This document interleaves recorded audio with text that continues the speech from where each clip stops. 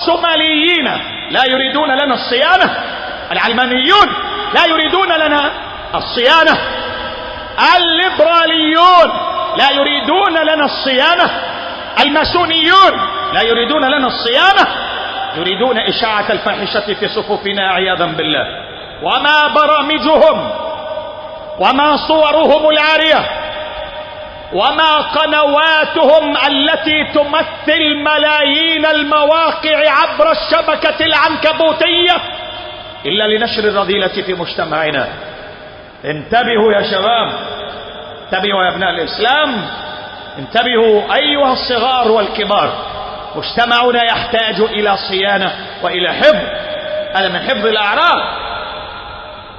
والزاني والزانية فاجلدوا كل واحد منهم 100 جلدة ولا تأخذكم بهما رأفة، ما في رأفة، حفاظا على المجتمع وصيانة.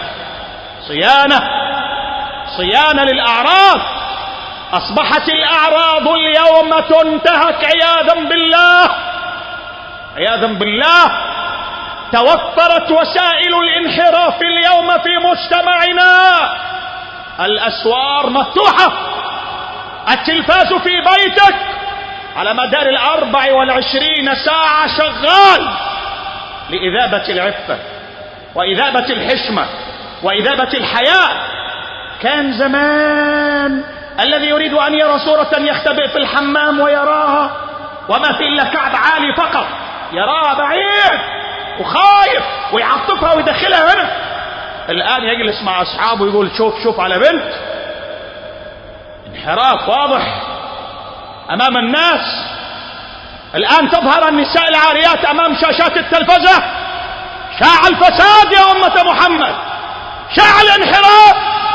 الأمة الإسلامية الآن أمام خطر، وخطر خبيث عياذا بالله سبحانه وتعالى، وأمام خطر.